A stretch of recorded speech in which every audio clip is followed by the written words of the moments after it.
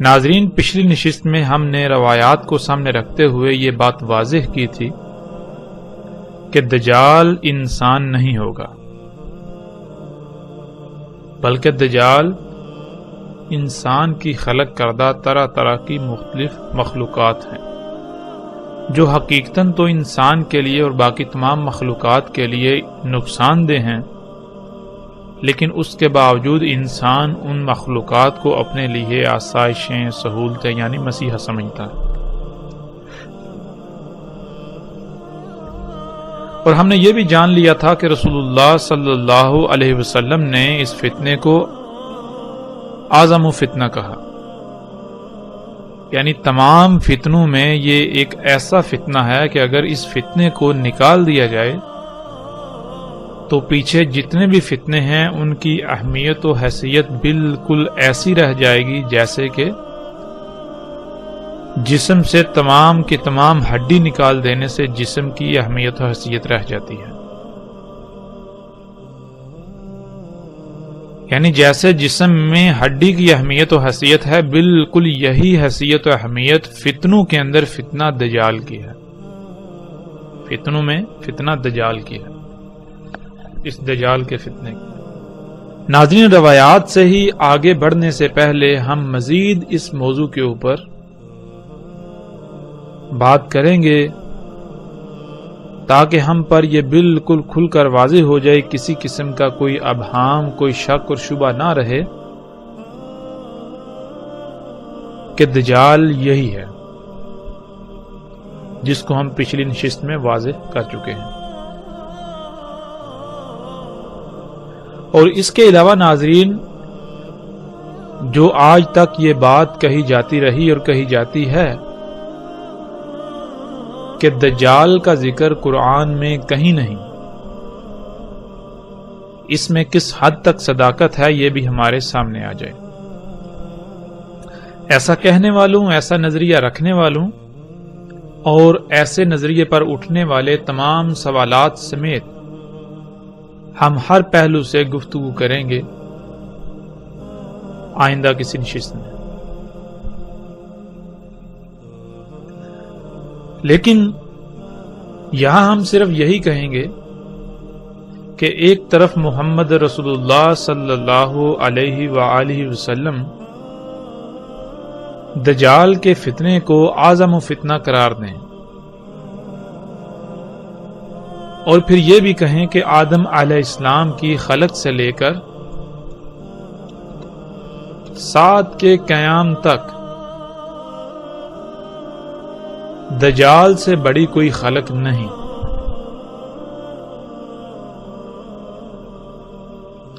جیسا کہ ہم اس روایت میں دیکھ سکتے ہیں، رسول اللہ صلی اللہ علیہ وآلہ وسلم نے کہا، آدم علیہ السلام کی خلق سے لے کر سات کے قائم ہونے تک دجال سے بڑی کوئی خلق نہیں۔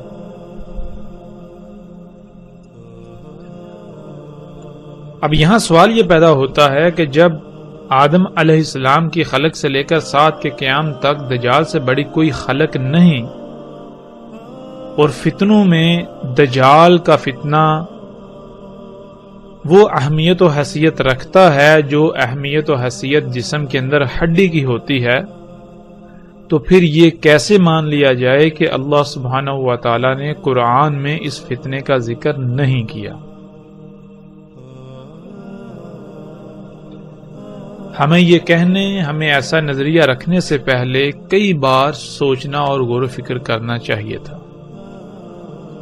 جو کہ ہم نے نہیں کیا۔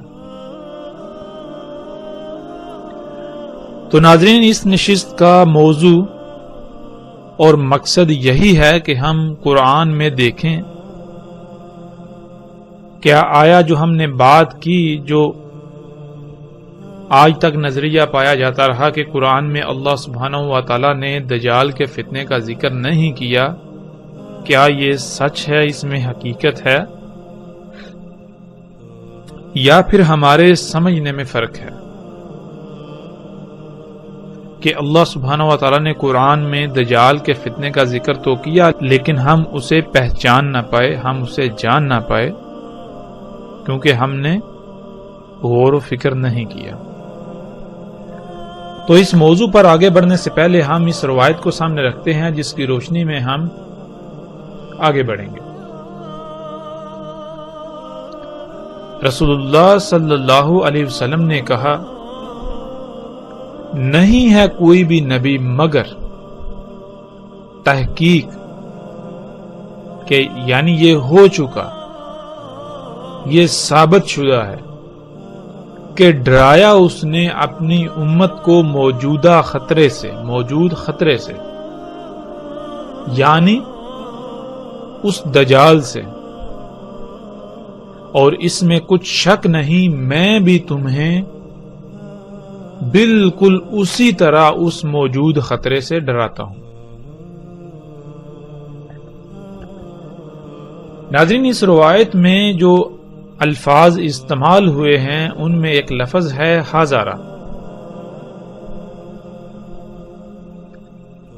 یہ لفظ انتہائی اہمیت کا حامل ہے۔ جب تک ہم اس لفظ کو سمجھیں گے نہیں، اس لفظ پر غور نہیں کریں گے تو ہم حقیقت کو نہیں پا سکیں گے۔ حقیقت کو جاننے کے لیے اس موضوع کی حساسیت کو سامنے رکھتے ہوئے ہمیں اس لفظ میں غور کرنا ضروری ہے۔ اس لفظ میں غور کرنے سے پہلے ایک اور روایت ہے، ہم اس کو بھی سامنے رکھتے ہیں، اس کے بعد انشاءاللہ اللہ کے فضل سے ہم اس لفظ کی طرف آئیں گے۔ رسول اللہ صلی اللہ علیہ وسلم نے کہا، نہیں بعث کیا اللہ نے کوئی نبی مگر اس نے ڈرایا اپنی امت کو دجال سے۔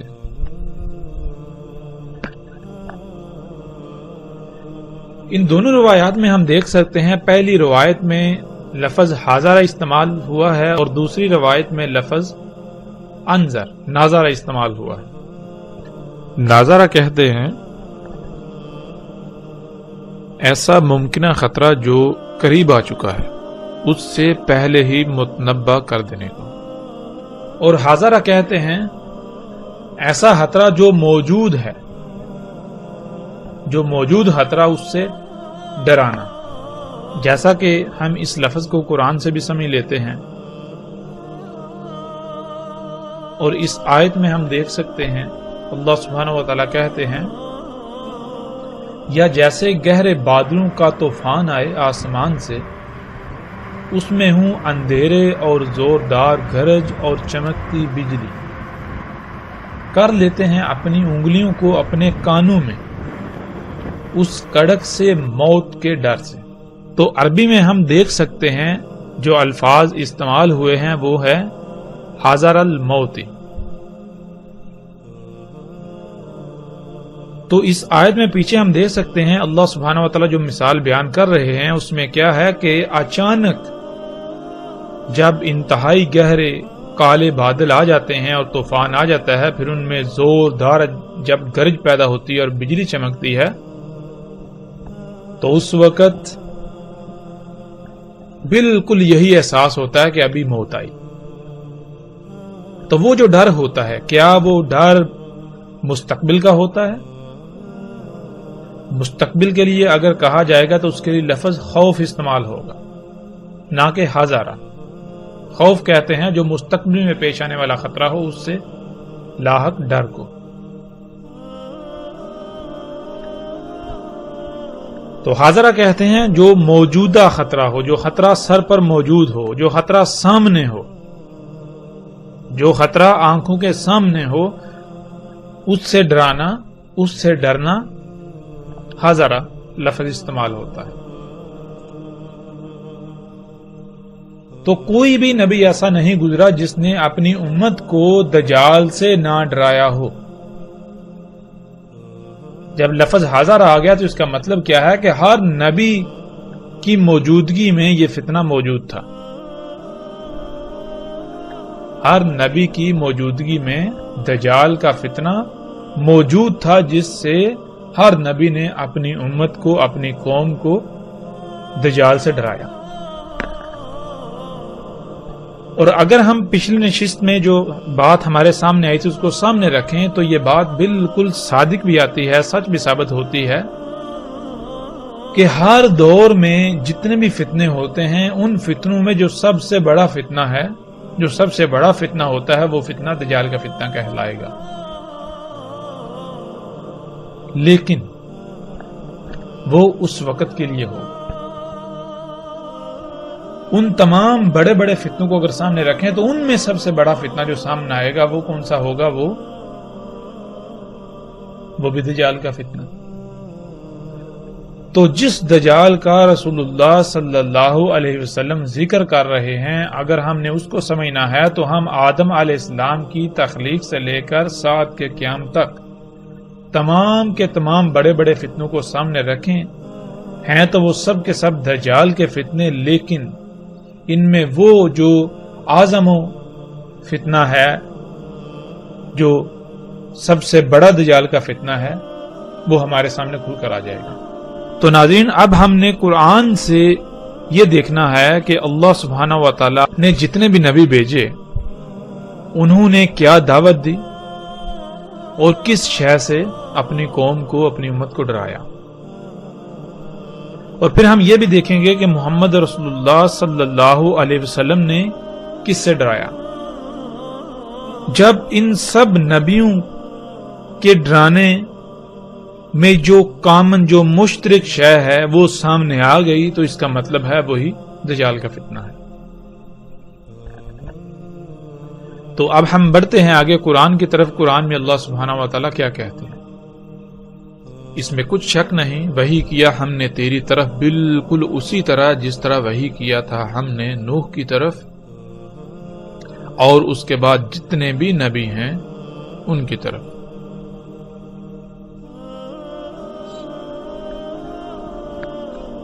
اس آیت میں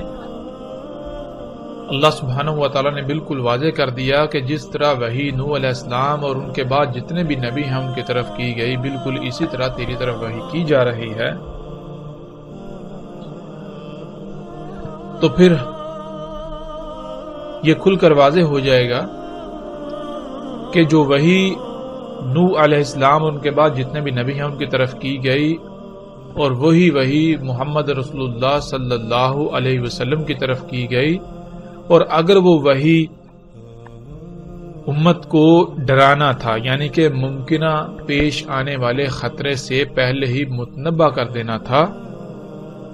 تو وہ جو خطرہ ہے، وہ جو ممکنہ پیش آنے والا خطرہ ہے، وہی دجال کا فتنہ ہے، جس کے بارے میں رسول اللہ صلی اللہ علیہ وسلم نے کہا کہ کوئی نبی بھی ایسا نہیں، کوئی نبی نہیں ہوا مگر ہر نبی نے اپنی امت کو، اپنی قوم کو دجال کے فتنے سے نہ ڈرایا ہو، یعنی کہ ہر نبی نے اپنی قوم کو، اپنی امت کو دجال کے فتنے سے متنبع کر دیا۔ اور پھر میں بھی تمہیں بالکل اسی طرح اس پیش آنے والے ممکنہ خطرے سے متنبع کیے دیتا ہوں۔ اب ہم نے یہ دیکھنا ہے کہ اللہ سبحانہ و تعالیٰ قرآن میں اس وحی کا کس طرح ذکر کرتے ہیں، وہ کون سی وحی ہے کہ جو جس طرح نوح علیہ السلام کی طرف کی گئی اور بالکل وہی وحی نوح علیہ السلام کے بعد تمام انبیاء کی طرف کی گئی۔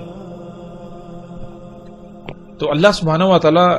اس آیت میں کہتے ہیں، اس میں کچھ شک نہیں، ہم نے بھیجا تجھے حق کے ساتھ بشارت دینے والا اور پیش آنے والے ممکنہ خطرے سے پہلے ہی متنبع کر دینے والا۔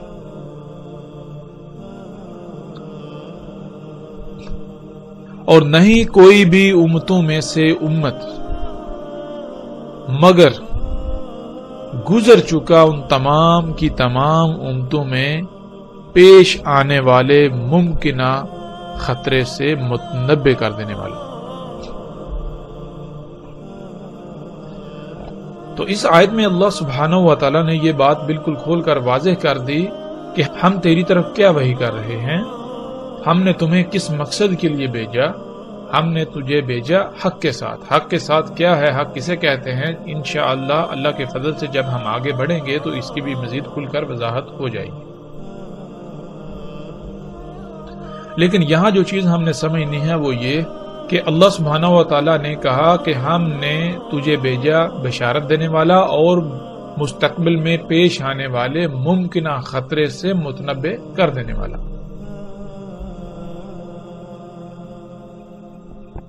اور کون سا پیش آنے والا ممکنہ خطرہ؟ جو انسانوں کے اپنے ہی اعمال کے سبب قریب آ چکا ہے، جو انسانوں کے اپنے کیے ہوئے اعمال کا رد عمل ہے. اور پھر اللہ سبحانہ وتعالیٰ کہہ رہے ہیں کہ جتنی بھی امتیں پہلے گزر چکی، جتنی بھی، کوئی ایک بھی امت ایسی نہیں کہ جس میں نبا کرنے والا نہ گزر چکا ہو، یعنی گزر چکا ہے. تو اب ہم یہ دیکھتے ہیں کہ جب پچھلی تمام کی تمام امتوں میں ان امتوں کے اعمال کے سبب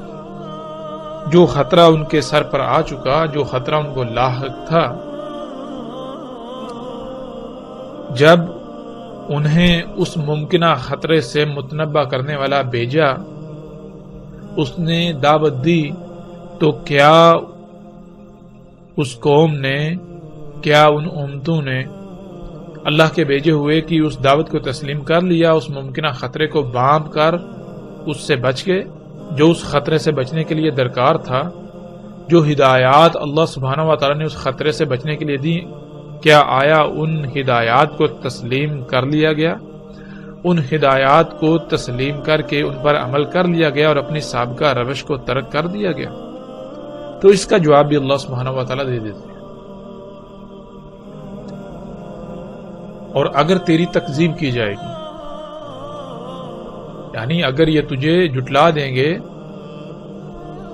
کہ جو تو انہیں ان کے اعمال کے سبب پیش آنے والے ممکنہ خطرے سے پہلے ہی متنبع کر رہا ہے، اس سے بچنے کے لیے ان کو ہدایات دے رہا ہے، اگر انہوں نے تیری دعوت کو تسلیم نہ کرتے ہوئے اپنے انہی اعمال کو جاری رکھا، اپنی اسی روش پر قائم رہے، اسے ترک نہ کیا، تو پھر ان کے ساتھ کیا ہوگا؟ اس کا جواب بھی اللہ سبحانہ وتعالی آیت کے اگلے حصے میں دے دیتے ہیں. پس تحقیق، یعنی کہ ایسا ہو چکا، ان سے پہلے جو تھے، جو لوگ ان سے پہلے تھے، جو قومیں، جو امتیں ان سے پہلے تھی، وہ بھی تکذیب کر چکے. جب آئے ان کے پاس ان کے رسول، جب ان کے پاس آئے اللہ کے بھیجے ہوئے بینات کے ساتھ، بینات کہتے ہیں سب کچھ ہر لحاظ سے کھول کھول کر رکھ دینے والے، جب ان کے پاس آئے اللہ کے بھیجے ہوئے جنہوں نے ان قوموں کے، ان لوگوں کے اعمال کو کھول کھول کر رکھ دیا کہ جو کچھ تم کر رہے ہو یہ کیا ہے، ان کے نتائج کیا نکلنے والے ہیں، یہ تمہارے جو اعمال ہیں ان اعمال کے نتائج کیا نکلنے والے ہیں، ان اعمال کا رد عمل کیا ہے، وہ کتنا دور ہے. جب انہوں نے سب کچھ کھول کھول کر رکھ دیا کہ جس کو تم اصلاح کہہ رہے ہو، جس کو تم اپنے لیے آسانیاں، فائدے، آسائشیں کہہ رہے ہو، یہ اصلاح نہیں ہے، یہ آسانیاں، فائدے نہیں ہیں، یہ فساد ہے، یہ تمہارے لیے تباہی ہے. تمہارے ان اعمال کے سبب ایک بہت بڑا خطرہ جو تمہارے سر پر منڈلا رہا ہے، اگر تم نے اپنے انہی اعمال کو جاری رکھا تو وہ تمہیں آ لے گا. تو انہوں نے کیا کیا؟ انہوں نے ان کی اس دعوت کو تسلیم کرنے سے انکار کر دیا اور اپنی اسی روش کو برقرار رکھا. اور وہ آئے زبر کے ساتھ اور کتاب المنیر کے ساتھ. زبر کسے کہتے ہیں؟ زبر کہتے ہیں ٹکڑوں کو. جو اللہ کے بھیجے ہوئے تھے وہ کیا کرتے تھے کہ وہ اس وقت جو کچھ ہو رہا تھا، جو تباہیاں مچائی ہوئی تھی، جو فساد انسان کر رہے تھے، جو اعمال کر رہے تھے، ان کو کھول کھول کر رکھ دینے کے لیے وہ کچھ نہ کچھ لکھ کر سامنے لے آتے تھے. وہ ٹکڑوں کی صورت میں سامنے لاتے رہتے تھے. اور کتاب المنیر، اور وہ جو ان کے ٹکڑے تھے وہ کیا تھے؟ وہ کتاب منیر تھی. وہ ایسی کتاب، وہ ایسا کتب ہوا تھا جو بالکل روشن کر دینے والا تھا، سب کچھ واضح کر دینے والا تھا۔ تو اب یہاں یہ سوال پیدا ہوتا ہے کہ کیا ان قوموں نے، ان امتوں نے اللہ کے بھیجے ہوں کی دعوت کو تسلیم کر لیا، مان لیا، اور اپنے ان اعمال کو ترک کر دیا جن اعمال کے سبب ایک خطرہ جو ہے پیش آنے والا، ممکنہ خطرہ جو ان کے سر پر آ چکا ہوا تھا، جس سے انہیں متنبہ کیا جا رہا تھا۔ تو اس کا جواب بھی اللہ سبحانہ و تعالیٰ نے اسی آیت میں دے دیا۔ اللہ سبحانہ و تعالیٰ نے پہلے ہی کہہ دیا کہ اگر یہ تیری تکذیب کریں گے، یہ تیری دعوت کو تسلیم نہیں کریں گے، جو تو انہیں کہہ رہا ہے یہ نہیں مانیں گے، یہ کہیں گے کہ ہم فساد میں اصلاح ہی کر رہے ہیں، ہم جو کچھ کر رہے ہیں یہ آسانیاں، سہولتیں، فائدے ہیں، یہ کوئی خطرہ ان سے نہیں ہے ہمیں، تو پھر ایسا ان سے پہلے ہو چکا، ان سے پہلے جو قومیں تھیں، ان سے پہلے جو امتیں تھیں جن میں مستقبل میں پیش آنے والے ممکنہ خطرے سے متنبہ کرنے والے تھے، وہ گزر چکے، تو وہ بھی ایسا کر چکے، وہ تکذیب کر چکے۔ جب وہ تکذیب کر چکے، انہوں نے اللہ کے بھیجے ہوں کی دعوت کو تسلیم نہ کیا، اپنے اعمال کو ترک نہ کیا، تو کیا پھر ان کے اعمال کے سبب جو ان کے اعمال کا رد عمل تھا، ان کے اعمال کے رد عمل کا جو پیش آنے والا ممکنہ خطرہ تھا، کیا اس نے انہیں آ لیا؟ تو اس کا جواب بھی اللہ سبحانہ و تعالیٰ آگے کھل کر دے دیتے ہیں۔ اللہ سبحانہ و تعالیٰ کہتے ہیں پھر آ پکڑا ان کو جنہوں نے کفر کیا، یعنی کہ جن لوگوں نے تکذیب کی، جن قوموں نے تکذیب کی، پھر ان کی تکذیب کا نتیجہ بھی انہوں نے دیکھ لیا، ان کے اعمال کے سبب پیش آنے والے ممکنہ خطرے سے متنبہ کیا جا رہا تھا، جب وہ متنبہ نہ ہوئے، جب انہوں نے اس دعوت کو تسلیم نہ کیا، تکذیب ہی کی، تو پھر کیا ہوا؟ پھر اس پیش آنے والے ممکنہ خطرے نے انہیں آ پکڑا لی۔ پھر اس آیت میں آگے اللہ سبحانہ و تعالیٰ کہتے ہیں پس کیسا تھا ان کی اس تکذیب کے سبب ان کا پکڑا جانا، ان پر جو پکڑ آئی وہ کیسی تھی؟ تو یہاں تک یہ بات کھل کر واضح ہو جاتی ہے کہ اللہ سبحانہ و تعالیٰ نے جتنے بھی نبی و رسول بھیجے، ان تمام کے تمام نے ان قوموں، ان امتوں کے اپنے ہی کیے ہوئے اعمال، اپنے ہوئی ہاتھوں سے کیے ہوئے اعمال کے سبب جو ان اعمال کا رد عمل تھا، وہ رد عمل ایک بہت بڑا خطرہ تھا ان قوموں کے لیے، جس سے انہیں پہلے ہی متنبہ کیا گیا کہ اے لوگو، اے قوموں، جو کچھ تم کر رہے ہو یہ اعمال، ان کا انجام کیا ہے، ان کا نتیجہ کیا ہے؟ ان کا نتیجہ یہ ہے کہ جو کچھ تم کر رہے ہو ان اعمال کے سبب ایک بہت بڑی تباہی تمہارے سر پر مسلط ہوگی، ایک بہت بڑی تباہی تم پر مسلط ہوگی۔ تمہارے لیے بہتر یہ ہے کہ تم ان اعمال کو ترک کر دو، ورنہ پھر تم اس تباہی کا شکار ہو جاؤ گے۔ یہی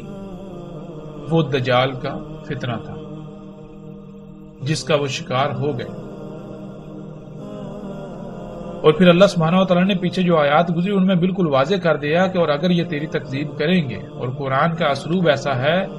کہ اللہ سبحانہ و تعالیٰ گویا کہ یہ کہہ رہے ہیں کہ یہ تیری تکذیب کریں گے، یہ بھی تیری اسی طرح تکذیب کریں گے جیسے تجھ سے پہلے رسولوں کی ہو چکی، جیسے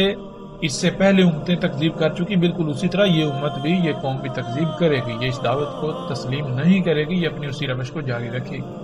پھر جب یہ اپنی ان اعمال کو جاری رکھے گی، اپنی اسی روش پر قائم رہے گی، تو ان کے اعمال کے سبب وہ ممکنہ خطرہ جس سے انہیں متنبہ کیا جا رہا ہے وہ ان پر آ پڑے گا۔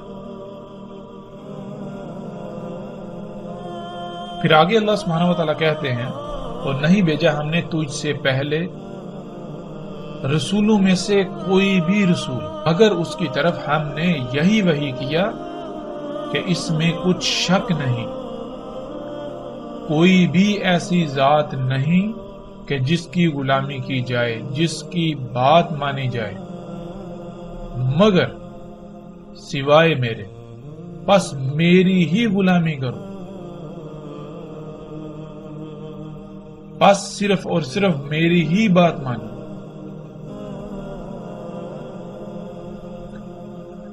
یہ آیت الحمدللہ مزید بہت ساری باتیں کھل کر واضح کر دیتی ہیں. وہ کون سے اعمال تھے جن اعمال کے سبب ممکنہ پیش آنے والے خطرے سے متنبہ کیا جا رہا تھا. جب وہ قومیں متنبہ نہ ہوئیں تو پھر اس کا شکار ہو گئیں. اس کی وجہ کیا تھی؟ اس کی وجہ یہ تھی کہ اللہ سبحانہ و تعالیٰ کہتے ہیں کہ تجھ سے پہلے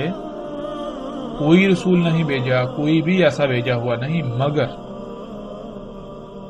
یعنی کہ جتنے بھی رسول بھیجے گئے ہر رسول کی طرف اللہ نے اپنے ہر بھیجے ہوئے کی طرف یہی وحی کیا کہ اپنی قوم سے کہو، ان لوگوں سے کہو، اپنی امت سے کہو کہ اس میں کچھ شک نہیں، اللہ کے علاوہ کوئی الہ نہیں. الہ کہتے ہیں ایسی ذات کو جس کی بات مانی جائے، جس کی غلامی کی جائے، جس کے پیچھے چلا جائے، جس کی مرضی سے رائے برابر بھی عمل کرنا. تو کوئی بھی اللہ کے علاوہ ایسی ذات نہیں ہے جس کی مرضی، جس کے حکم سے رائے برابر بھی عمل کیا جائے. اگر تم نے کوئی رائے برابر بھی عمل کرنا ہے تو وہ صرف اور صرف اللہ ہی کے حکم کے مطابق کرنا ہے، اللہ ہی کی مرضی سے کرنا ہے.